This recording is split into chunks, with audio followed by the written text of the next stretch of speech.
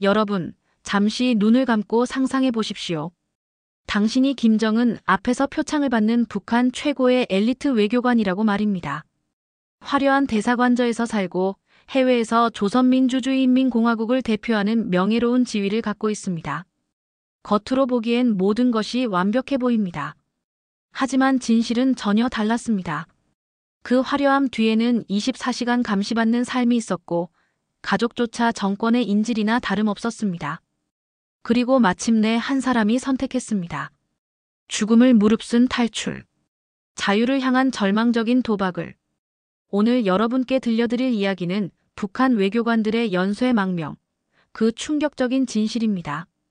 2016년 8월, 영국 런던의 북한 대사관. 그곳에는 태영호라는 한 남자가 있었습니다.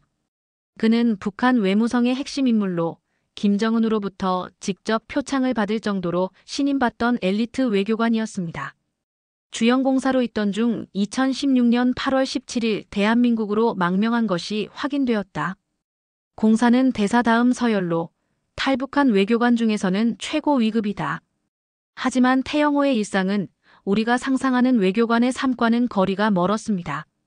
매일 아침 눈을 뜨면 가장 먼저 떠오르는 생각은 오늘은 또 무엇을 감시받을 것인가였습니다. 북한 외교관들은 해외에 나가 있어도 끊임없이 서로를 감시해야 합니다. 동료를 고발하지 않으면 자신이 의심받게 되는 악순환의 고리 속에서 살아갑니다.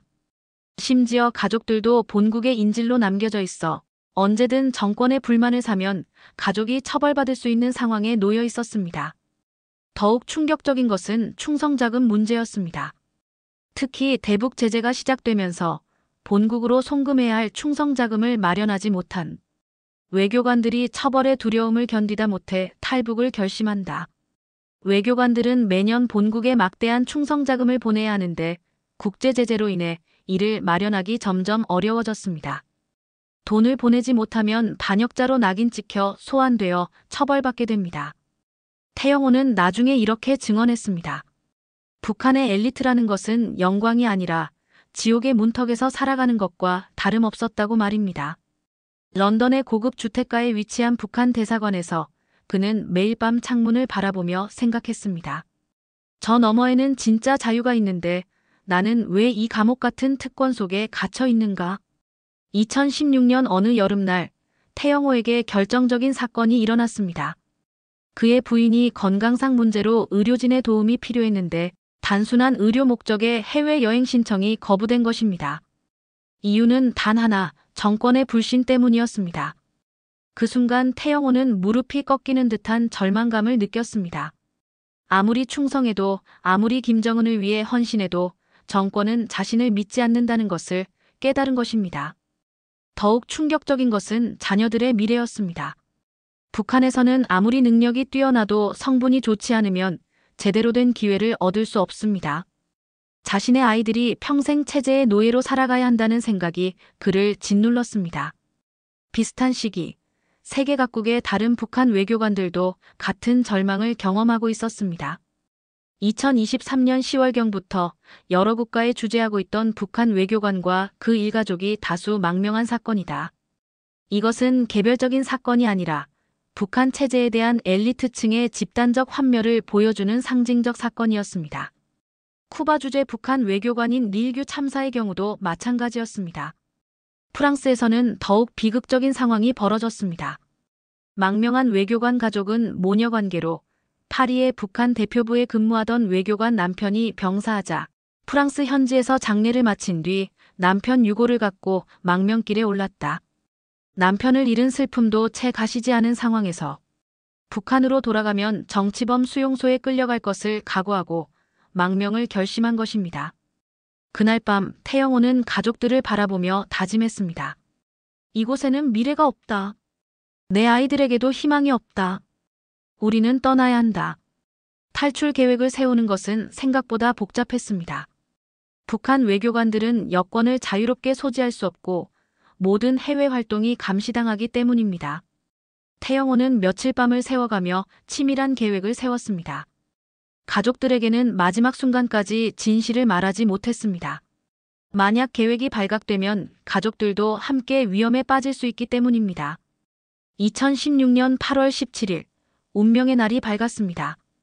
태영호는 평소와 다름없이 대사관에서 업무를 보았습니다. 하지만 그의 가슴은 온종일 두근거렸습니다. 오늘이 북한에서의 마지막 날이 될 것이라는 생각에 말입니다.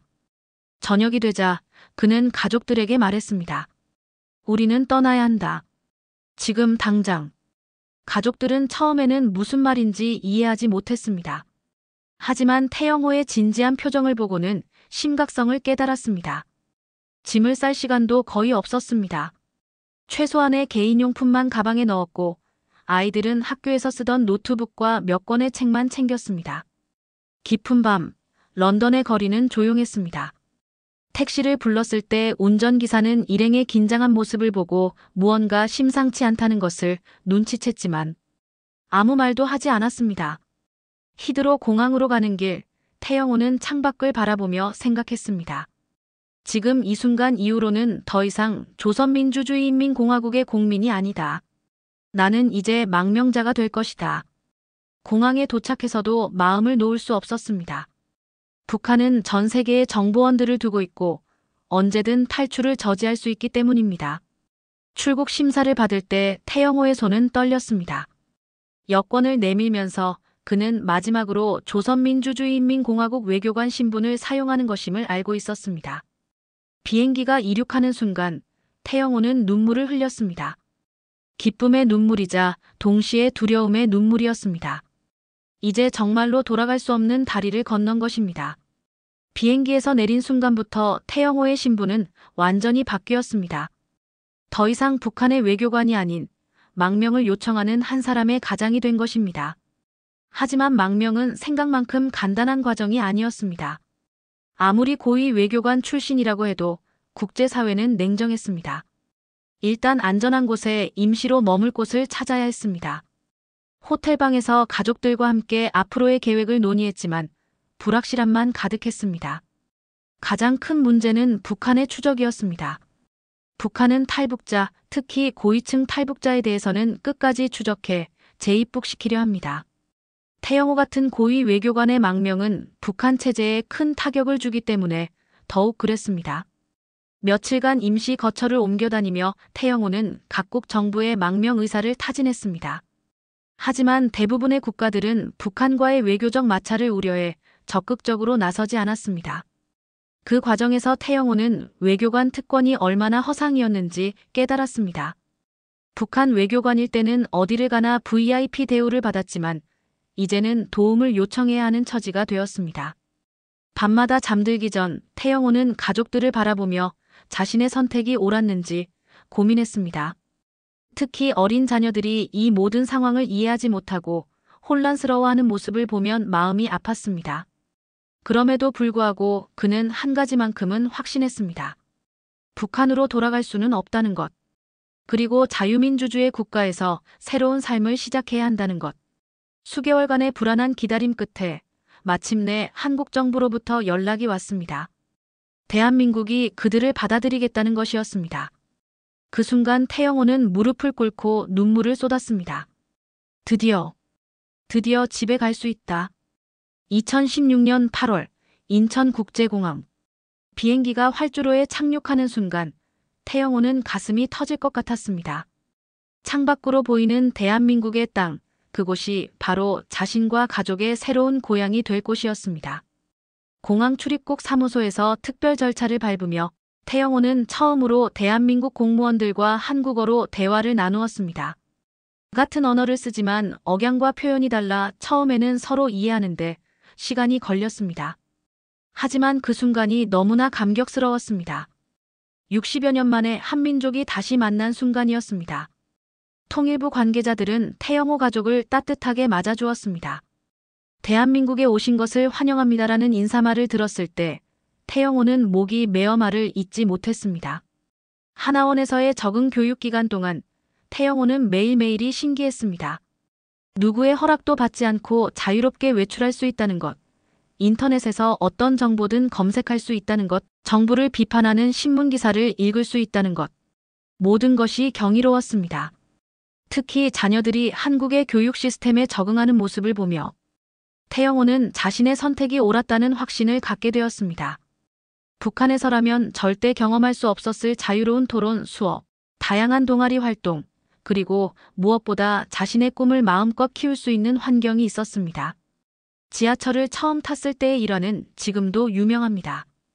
태영호는 지하철에서 사람들이 스마트폰으로 자유롭게 뉴스를 보고 정부를 비판하는 댓글을 달고 심지어 북한 관련 정보까지 검색하는 모습을 보고 충격을 받았다고 합니다.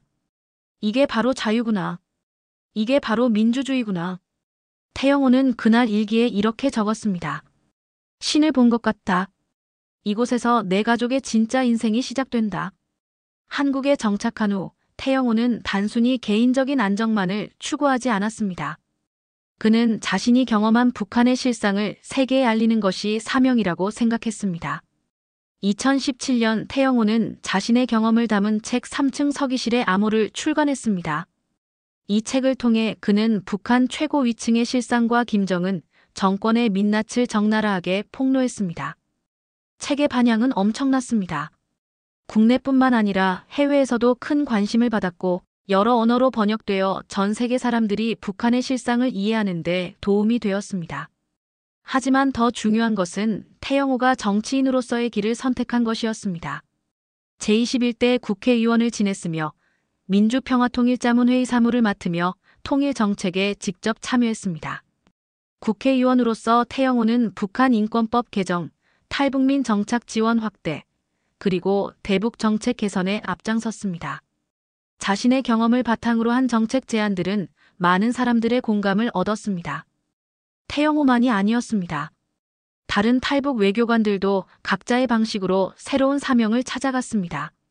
1990년대에 망명한 고영환 전 외교관의 경우 북한에서 들었던 이야기와 외교관으로서의 수뢰, 그리고 대한민국으로 탈북하기까지의 과정을 담은 저서인 평양25시라는 책을 통해 북한의 실상을 알렸습니다. 최근에 망명한 리일규 참사는 북한 주민들이 통일을 강하게 원하고 있다며 이를 막는 북한 당국을 비판했습니다. 그의 증언은 북한 내부의 진짜 민심을 보여주는 소중한 자료가 되고 있습니다. 이들의 공통된 메시지는 하나였습니다. 북한은 변화해야 하고 한반도에는 자유와 평화가 와야 한다는 것. 태영호는 각종 국제포럼과 학술회의에서 북한 문제에 대해 증언했습니다. 그의 말 한마디는 북한의 실상을 모르는 국제사회에 강력한 메시지를 전달했습니다. 김정은 정권이 핵무기에 집착하는 이유는 체제 유지 때문입니다. 북한 주민들은 자유를 원하고 있고 통일을 꿈꾸고 있습니다. 우리는 그들에게 희망을 주어야 합니다. 태영호의 망명 이후에도 북한 외교관들의 망명은 계속되었습니다. 이는 단순한 개인적 선택이 아니라 북한 체제 내부의 심각한 균열을 보여주는 신호였습니다. 리 참사의 탈북은 지난 2016년 태영호 영국 주재 북한 대사관 공사, 2019년 조성길 이탈리아 주재 대사대리, 류현우, 쿠웨이트 주재 대사대리 등에 이어 김정은 국무위원장 집권 이후 공식 확인된 네 번째 탈북 외교관 사례입니다. 전문가들의 분석에 따르면 장기간 외국 생활 속에서 북한의 현실을 객관적으로 알게 되면서 생긴 체제, 염증과 미래에 대한 불안이 탈북 요인으로 작용하고 있다고 분석했습니다. 특히 주목할 점은 이들 대부분이 가족과 함께 망명했다는 것입니다. 이는 단순한 개인적 불만이 아니라 체제에 대한 근본적인 절망을 보여줍니다. 지난해 말 프랑스에 있던 북한 외교관 가족과 비슷한 시기에 북한 쿠바 주재, 북한 외교관이 한국으로 망명했습니다. 또한 중국이나 아프리카에서도 외교관들이 탈북을 했다는 소식도 들려오고 있습니다. 이러한 연쇄 망명은 북한 당국에게 큰 충격을 주었습니다. 체제를 대변해야 할 외교관들이 스스로 체제를 포기하고 떠나는 것이기 때문입니다. 북한은 이에 대응해 외교관들에 대한 감시를 더욱 강화하고 해외 파견 기준을 까다롭게 만들었습니다. 하지만 이러한 조치들은 오히려 외교관들의 불만을 더욱 키우는 결과를 낳았습니다. 태영호는 이러한 상황을 보며 이렇게 말했습니다. 북한의 변화는 이미 시작되었습니다. 체제의 핵심 인물들조차 미래에 대한 희망을 잃었다는 것이 이를 증명합니다. 태영호 가족의 한국 정착 과정은 결코 쉽지 않았습니다. 특히 자녀들에게는 완전히 다른 세상에 적응해야 하는 도전이었습니다. 처음에는 언어의 벽이 가장 컸습니다. 북한식 표현과 남한식 표현의 차이, 그리고 젊은 세대들이 쓰는 신조어들까지 매일이 새로운 학습의 연속이었습니다. 하지만 아이들의 적응력은 놀라웠습니다. 몇 달 만에 또래 친구들과 자연스럽게 어울리기 시작했고 학교 생활에도 잘 적응했습니다. 가장 큰 변화는 아이들이 자신만의 꿈을 갖기 시작한 것이었습니다. 북한에서는 개인의 꿈보다는 당과 수령에 대한 충성이 우선이었지만 한국에서는 자신이 진정 원하는 것을 찾을 수 있었습니다. 태영호의 아들은 컴퓨터 프로그래밍에 관심을 갖게 되었고 딸은 국제관계학을 공부해서 아버지처럼 외교관이 되고 싶다고 했습니다. 하지만 이번에는 자유민주주의를 대변하는 외교관으로서 말입니다. 태영호는 아이들의 이런 모습을 보며 가장 큰 보람을 느꼈습니다.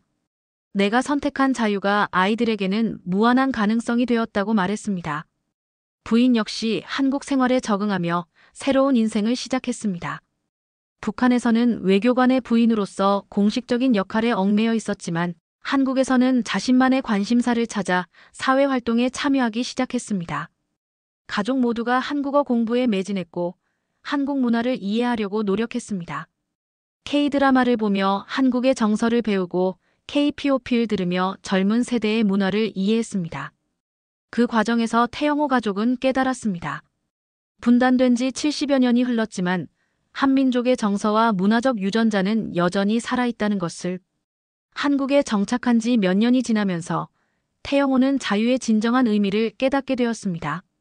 처음에는 감시받지 않는다는 것, 원하는 곳에 갈 수 있다는 것 자체가 신기했다면 이제는 더 깊은 차원의 자유를 경험하고 있었습니다. 그것은 바로 생각의 자유였습니다. 북한에서는 당이 정해준 사상과 이념 틀 안에서만 사고할 수 있었지만 한국에서는 어떤 주제든 자유롭게 생각하고 토론할 수 있었습니다. 태영호가 가장 놀란 것 중 하나는 한국 사람들이 정부를 자유롭게 비판한다는 것이었습니다. 북한에서라면 상상도 할 수 없는 일이었습니다. 심지어 대통령을 직접 비판하는 기사나 방송을 보며 이게 정말 민주주의구나라고 감탄했습니다. 하지만 동시에 걱정도 되었습니다. 자유민주주의의 소중함을 모르는 사람들이 너무 많다는 것입니다. 당연하게 여기는 자유가 얼마나 값진 것인지, 얼마나 많은 사람들이 목숨을 걸고 쟁취한 것인지를 알지 못하는 것 같았습니다. 한국 사람들에게 자유는 공기와 같습니다. 너무 당연해서 그 소중함을 모르는 거죠. 하지만 북한에서 온 우리에게는 생명과 같은 것입니다. 태영호는 각종 강연회와 방송에서 이런 메시지를 전했습니다. 자유의 소중함을 잊지 말자고, 그리고 아직도 자유를 갈망하는 북한 주민들을 위해 관심을 가져달라고 말입니다. 태영호와 같은 고위층 탈북자들이 늘어나면서 북한 내부의 실상이 더욱 생생하게 드러나고 있습니다. 그들의 증언을 종합해보면 북한 내부에서는 우리가 상상하는 것보다 훨씬 빠른 변화가 일어나고 있다는 것을 알 수 있습니다. 가장 주목할 만한 변화는 정보의 유입입니다. 아무리 당국이 막으려 해도 한국 드라마, K-팝, 그리고 외부 정보가 USB나 SD카드를 통해 북한 전역에 퍼지고 있습니다. 특히 젊은 세대들 사이에서는 한류 문화가 큰 인기를 끌고 있다고 합니다. 몰래 한국 드라마를 보고 한국 가요를 듣는 것이 일종의 트렌드가 되었다는 것입니다. 태영호는 이런 변화에 대해 이렇게 말했습니다. 김정은이 아무리 통제하려 해도 정보화 시대의 흐름을 막을 수는 없습니다. 북한 주민들도 이제 바깥 세상이 어떤지 알고 있습니다. 경제적 변화도 주목됩니다. 공식적으로는 사회주의 계획 경제를 유지하고 있다고 하지만 실제로는 시장 경제적 요소들이 곳곳에 스며들어 있습니다. 장마당을 중심으로 한 사적 거래가 활발해지고 개인 사업을 하는 사람들도 늘어나고 있습니다. 돈이 있으면 웬만한 것은 다 살 수 있는 상황이 되었다고 합니다. 이러한 변화들은 북한 체제의 근본적인 도전이 되고 있습니다. 사람들이 당과 국가보다는 개인의 이익을 우선시하기 시작했기 때문입니다. 물론 아직도 정치적 통제는 강력합니다. 하지만 사람들의 의식 변화는 막을 수 없다는 것이 탈북자들의 공통된 증언입니다. 태영호가 한국에서 가장 열정을 쏟는 활동 중 하나는 통일 관련 업무입니다. 그는 통일이 단순한 정치적 구호가 아니라 북한 주민 2,500만 명의 해방을 의미한다고 강조합니다. 통일은 우리만을 위한 것이 아닙니다. 북한 주민들이 자유를 누릴 수 있도록 하는 것이 진정한 통일입니다. 태영호는 통일 정책에 대해서도 구체적인 제안들을 내놓았습니다. 무엇보다 북한 주민들에게 희망을 주는 것이 중요하다고 봅니다. 대북 전단이나 라디오 방송을 통해 외부 정보를 지속적으로 전달하고 탈북을 원하는 사람들을 적극적으로 도와야 한다고 주장합니다. 또한 통일 후를 대비한 준비도 철저히 해야 한다고 강조합니다. 독일 통일의 경험을 참고하되 한반도만의 특수한 상황을 고려한 맞춤형 통일 방안이 필요하다는 것입니다. 통일은 언젠가 반드시 올 것입니다. 그때를 위해 지금부터 준비해야 합니다. 태영호의 이런 활동은 단순히 개인적인 신념에서 나오는 것이 아닙니다. 북한에 있는 동료들과 가족들을 생각하면서 나오는 간절한 마음입니다. 아직도 북한에는 태영호처럼 자유를 꿈꾸지만 떠날 수 없는 사람들이 수없이 많습니다. 그들에게 희망을 주고 언젠가는 함께 자유를 누릴 수 있는 그날을 만들어가는 것이 자신의 사명이라고 생각합니다. 태영호의 활동 무대는 한국에만 국한되지 않습니다. 그는 전 세계를 돌며 북한 인권 문제의 심각성을 알리고 있습니다. 유엔 인권이사회에서의 증언은 특히 큰 반향을 일으켰습니다. 북한의 고위 외교관 출신이 직접 체제의 문제점을 지적하는 것이었기 때문입니다. 북한에서는 인권이라는 개념 자체가 존재하지 않습니다. 모든 것이 당과 수령을 위한 것이고 개인은 그저 체제 유지의 도구일 뿐입니다. 태영호의 이런 증언은 국제사회가 북한 문제에 더욱 관심을 갖도록 하는데 큰 역할을 했습니다. 미국에서도 여러 차례 강연을 했습니다. 미 의회에서의 증언은 미국의 대북 정책에도 영향을 주었습니다. 태영호는 북한 문제가 단순히 핵 문제가 아니라 인권 문제라는 점을 강조했습니다. 핵무기를 없애는 것도 중요하지만 북한 주민들의 인권을 개선하는 것이 더욱 근본적인 해결책입니다. 유럽에서도 많은 관심을 받았습니다. 특히 과거 공산주의를 경험했던 동유럽 국가들에서는 태영호의 메시지가 더욱 깊이 받아들여졌습니다. 이들 국가의 사람들은 자신들이 경험했던 공산주의 체제의 억압과 북한의 현실을 비교하며 북한 주민들의 고통을 더욱 깊이 공감했습니다. 태영호는 이런 활동을 통해 깨달았습니다. 자유와 인권은 인류 보편의 가치라는 것을. 그리고 북한 문제는 한반도만의 문제가 아니라 전 인류가 함께 해결해야 할 과제라는 것을. 하지만 태영호의 삶이 항상 순탄했던 것은 아닙니다. 망명자로서 겪어야 하는 여러 가지 어려움들이 있었습니다. 가장 큰 고통은 북한에 남겨둔 가족들에 대한 걱정이었습니다. 탈북 후 북한에 있던 가족들이 어떤 처벌을 받았을지, 지금은 어떻게 지내고 있을지 알 수 없는 것이 가장 괴로웠습니다. 북한은 탈북자의 가족들을 정치범수용소에 보내거나 강제 이주시키는 경우가 많습니다. 태영호도 자신 때문에 가족들이 고통받을 것을 생각하면 밤잠을 이루지 못할 때가 많았습니다. 또한 한국 사회에서의 적응도 쉽지 않았습니다. 아무리 같은 민족이라고 해도 70년간 다른 체제에서 살아온 차이는 컸습니다. 때로는 북한식 사고방식이나 행동 때문에 오해를 받기도 했습니다. 또 탈북자에 대한 편견이나 차별을 경험하기도 했습니다. 특히 정치활동을 시작한 후에는 더 많은 비판을 받았습니다. 탈북자가 정치를 한다는 시선이나 북한 체제를 너무 일방적으로 비판한다는 지적도 있었습니다. 하지만 태영호는 이런 어려움들을 극복해 나갔습니다. 자신이 선택한 길이 옳다는 확신이 있었기 때문입니다. 아픔이 있어도 후회는 없습니다. 자유를 위해 치른 대가라고 생각합니다. 최근 들어 탈북자들의 양상도 변화하고 있습니다. 태영호와 같은 고위층 탈북자들의 영향으로 젊은 세대의 탈북도 늘어나고 있습니다. 특히 주목할 점은 이들이 단순히 경제적 어려움 때문이 아니라 자유와 인권을 찾아 탈북한다는 것입니다. 한류 문화에 노출된 젊은 북한 주민들은 외부 세계에 대한 동경이 더욱 강합니다. 그들은 K-드라마나 K-팝을 통해 본 자유로운 삶을 직접 경험하고 싶어 합니다. 또한 교육 수준이 높은 젊은 엘리트들의 탈북도 늘어나고 있습니다. 이들은 북한의 한계를 명확히 인식하고 자신의 능력을 제대로 발휘할 수 있는 곳을 찾아 떠나는 것입니다. 태영호는 이런 변화를 보며 희망을 느낍니다. 북한의 미래를 이끌어갈 젊은 인재들이 자유를 찾아 나오고 있습니다. 이는 북한 변화의 강력한 동력이 될 것입니다. 이들 젊은 탈북자들은 한국에 와서도 빠른 적응력을 보입니다. IT, 경영, 예술 등 다양한 분야에서 활발한 활동을 하며 통일 한국의 미래를 미리 보여주고 있습니다.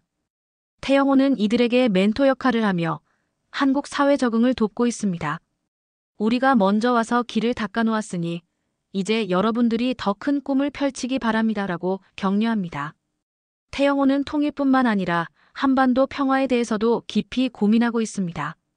그는 무조건적인 통일보다는 점진적이고 평화로운 변화를 추구해야 한다고 봅니다. 하루아침에 통일이 될 수는 없습니다. 하지만 북한 주민들의 삶이 조금씩이라도 나아질 수 있도록 도와야 합니다. 그가 제시하는 방안 중 하나는 인도적 지원의 확대입니다. 단순한 식량이나 의료품 지원을 넘어 교육과 정보 접근 기회를 제공해야 한다는 것입니다. 또한 북한 내부의 시장 경제 요소들을 인정하고 지원하는 것도 필요하다고 봅니다. 이를 통해 북한 주민들의 생활 수준을 향상시키고 자연스럽게 체제 변화를 유도할 수 있다는 것입니다. 무엇보다 중요한 것은 북한 주민들에게 희망을 주는 것이라고 강조합니다. 외부 세계에 관심과 지원이 있다는 것을 알려주고 언젠가는 자유를 누릴 수 있다는 희망을 심어주는 것입니다. 북한 주민들은 절망하지 않습니다. 희망만 있으면 언제든 변화할 준비가 되어 있습니다. 태영호의 이런 메시지는 정부 정책에도 영향을 주고 있습니다. 대북 정책을 수립할 때 북한 주민들의 입장을 더욱 고려하게 되었고 인권 문제의 중요성도 더욱 부각되었습니다. 오늘 우리가 함께 들어본 이야기는 단순한 한 사람의 망명기가 아닙니다. 이것은 자유를 향한 인간의 보편적 갈망을 보여주는 감동적인 여정이었습니다. 태영호와 수많은 탈북 외교관들이 목숨을 걸고 선택한 것은 바로 자유였습니다. 우리가 숨쉬듯 당연하게 누리고 있는 그 자유를 얻기 위해 그들은 모든 것을 포기했습니다. 고향도 가족도 지위도 재산도 모두 버리고 오직 자유만을 위해 떠나온 것입니다. 그리고 대한민국이라는 자유의 땅에서 새로운 인생을 시작했습니다. 그들의 이야기를 들으며 우리는 깨달아야 합니다. 우리가 누리고 있는 자유가 얼마나 소중한 것인지를, 그리고 아직도 자유를 꿈꾸는 북한 주민 2,500만 명에 대한 우리의 책임이 무엇인지를. 태영호는 지금도 말합니다. 대한민국은 나의 제2의 조국이며 내 가족의 희망이고 북한 주민들이 꿈꾸는 자유의 상징입니다. 여러분, 우리가 당연하게 누리는 자유. 그것이 누군가에게는 목숨을 걸고도 얻고 싶은 간절한 꿈이라는 사실을 잊지 맙시다. 정부를 자유롭게 비판할 수 있는 권리, 원하는 곳으로 여행 갈 수 있는 자유, 인터넷에서 어떤 정보든 검색할 수 있는 권리, 자녀들이 꿈을 마음껏 키울 수 있는 환경. 이 모든 것이 기적 같은 선물이라는 것을. 그리고 북한이라는 거대한 감옥에서 대한민국이라는 희망의 땅으로 넘어온 이들의 용기를 기억해 주십시오. 그들이 전하는 메시지에 귀 기울여 주십시오. 북한에는 아직도 태영호처럼 자유를 꿈꾸는 사람들이 수없이 많습니다. 언젠가 그들도 이 자유의 땅에서 우리와 함께 숨 쉴 수 있는 그날이 올 것입니다. 그날까지 우리는 자유의 소중함을 잊지 않아야 합니다. 그리고 자유를 꿈꾸는 모든 이들의 마지막 빛이 되어야 합니다. 대한민국은 언제나 자유를 향한 용기 있는 선택을 환영하는 나라입니다. 그리고 그 자유를 지키는 것은 우리 모두의 책임입니다. 오늘 이 이야기가 여러분의 마음에 작은 울림이 되기를 바랍니다. 자유의 가치를 되새기고 우리가 누리는 일상의 소중함을 깨닫는 계기가 되기를 바랍니다. 감사합니다.